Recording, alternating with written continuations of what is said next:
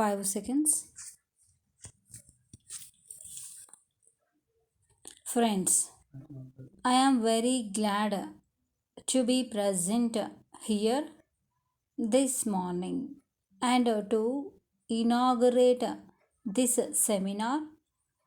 I remember this is after a long gap we are having a seminar of this kind.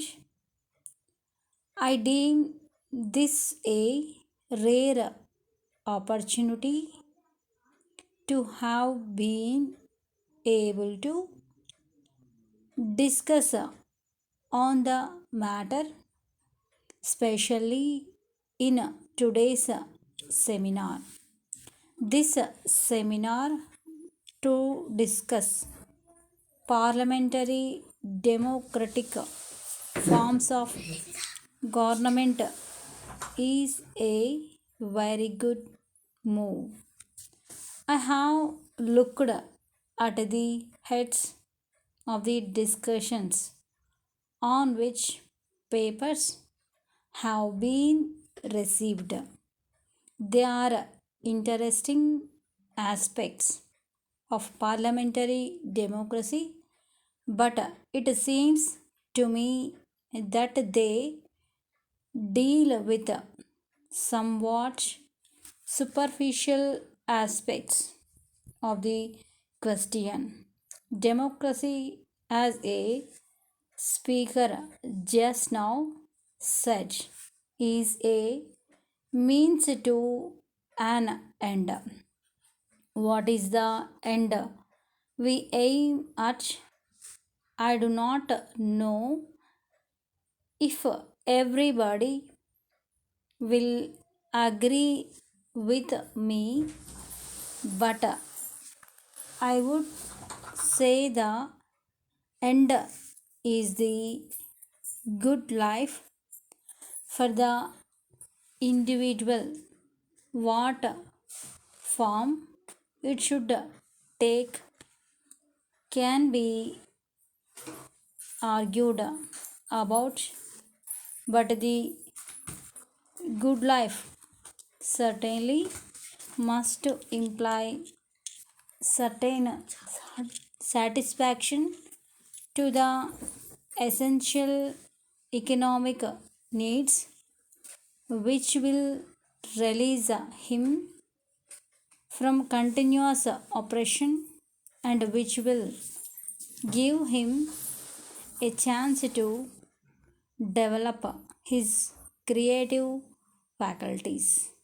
We must remember that even in England, the franchise was strictly limited till recently.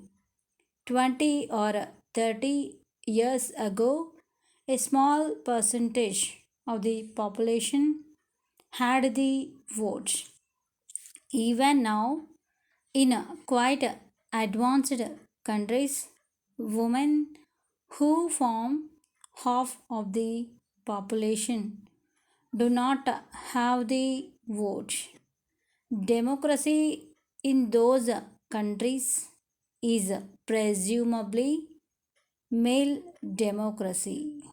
It needed many struggles before democracy in the 19th century could widen out from the strict confines of certain classes as the franchise was extended. The representatives chosen also ceased to belong to the higher classes. It is only in the last 30 years or so that adult franchise came into being in a number of countries. This period is not long enough really to tell us what the ultimate effects of the universal franchise are likely to be in solving problems. Problems are solved not merely by the structure of the government being good, but by the quality of human beings, their education, and their character. The machine can at best made it easier for these qualities to develop and remove any elements which suppress growth. In the past, democracy has been taken chiefly to mean political democracy, roughly represented by the idea of every person having a vote. It is obvious that a vote by itself does not mean very much to a person who is down and out and starving. A person will be much more interested in food, clothing, and housing for him and for his family members than anything else. I thank the organizers for his opportunity and wish the seminar all success. Dear sirs, we beg to acknowledge receipt of your letter of the 10th instant enclosing a check for rupees 10,000 which as desired by you we have placed to your credit. Please note that the balance now standing to your credit is rupees 68,000.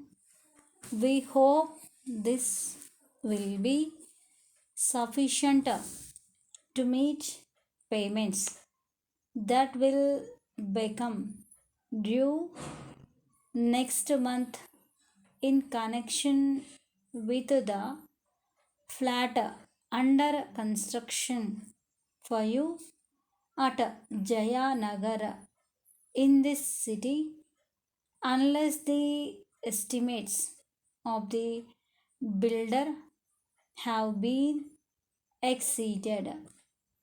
Further, you will be glad to hear that the clarification sought by the municipal corporation of the city have been submitted and the authorities concerned are fully satisfied with the same. The work is carried out in full swing and we are happy to complete the finishing of the flats by the end of this month and get ready for occupation by early next month. We are glad to know that you will be visiting the site sometime this week. We welcome you and we are asking our representative to be present at the time of your visit to take you round. Thanking you we remain yours faithfully.